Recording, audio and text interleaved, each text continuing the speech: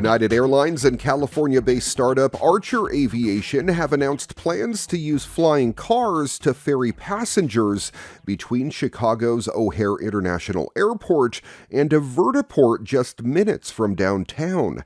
I'm pleased that Chicago residents will be among the first in the nation to experience this innovative, convenient form of travel, said Chicago Mayor Lori Lightfoot.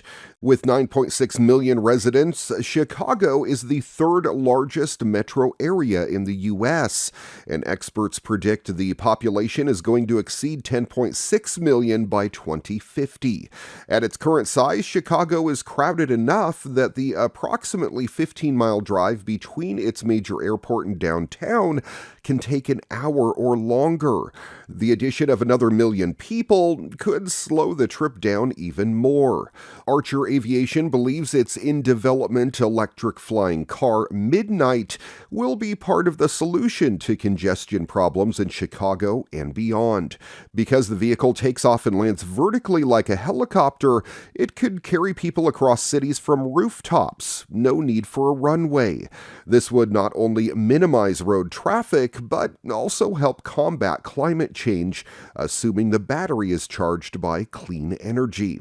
In February of 2021, United Airlines placed a $1 billion order for Archer's flying cars, and in November of 22, the pair announced that they intended to establish a flight route in New York City, cutting what would normally be an hour drive down to 10 minutes. Now, they plan to do the same in Chicago with a fixed route between O'Hare and Vertiport Chicago, a helicopter landing facility minutes from downtown. The flight should take just about 10 minutes. United and Archer haven't said what they expect to charge for rides in the flying cars, but the New York City trips are expected to cost $100 each way.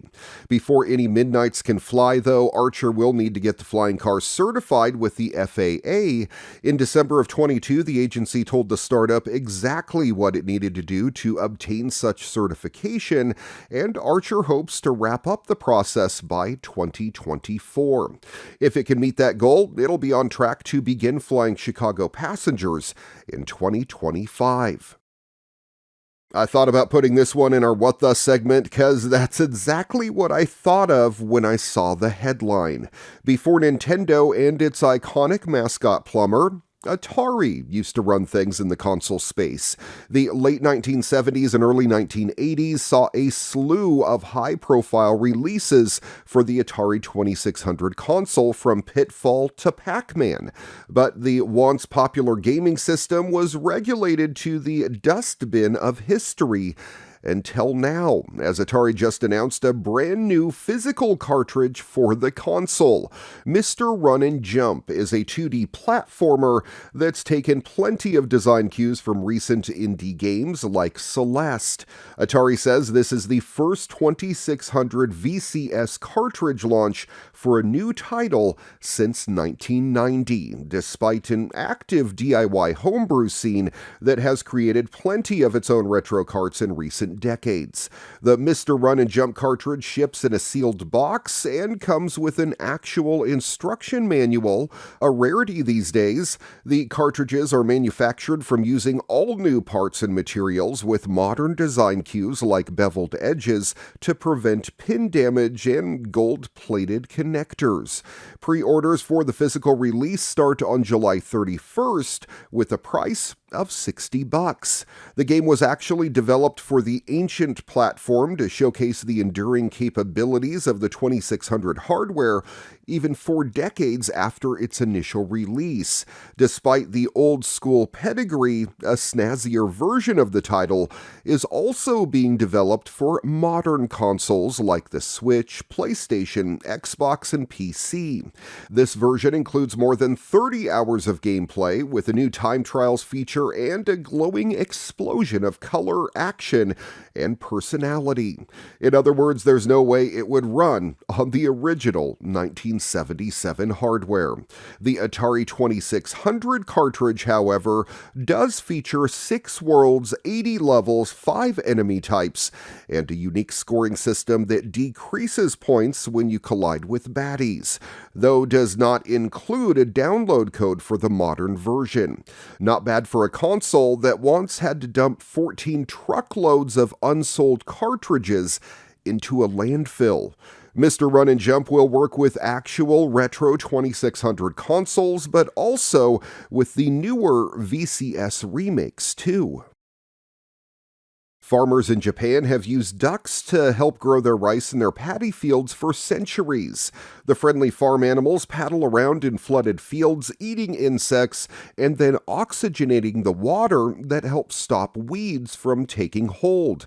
Their manure even helps to fertilize the fields. As the commercialization of rice production took hold, ducks were replaced by pesticides and other chemicals. But an engineer at Nissan wants to return ducks to the fields, though in a very futuristic way.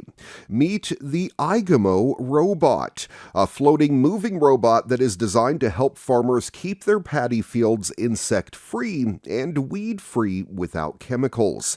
Named after the breed of ducks who formerly had the job, the cute self-propelled robot might be the future of rice farming. Weighing 1.5 kilograms, the robot has 2 rotating rubber brushes instead of duck feet to stir up the water and stop weeds growing. Rice production is under threat in Japan as demand for the staple food is dropped and farming knowledge is not being passed through the generations due to a rapidly aging population. For now, this seems to be a passion project by one engineer, but it is a fascinating look at how small robots could become ubiquitous technology in the farming industry in the future. In entertainment news, this one is super exciting. According to Deadline, Amazon Freevee is set to roll out 23 new Roku-style FAST, that is free ad-supported streaming television channels.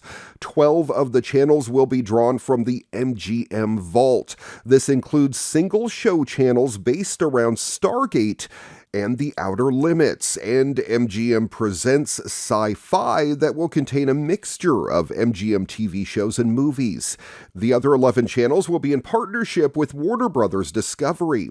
Fast channels offer Freevee viewers an always-on 24/7 lean-back viewing experience that immediately connects them to a selection of TV shows, movies, and unscripted programs such as news, sports, and music. This comes from Ryan Perozzi. He's the head of Amazon Freevee.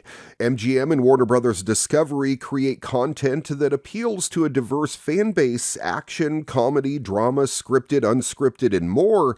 We are incredibly excited Freevee customers will have even more choices when it comes to what they can watch whenever and however they choose.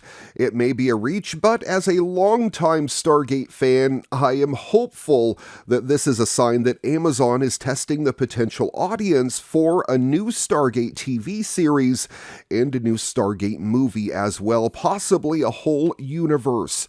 Amazon Freevee is currently available in the US, the UK, Germany, and Austria, but there's no confirmation yet as to which territories will receive the new channels.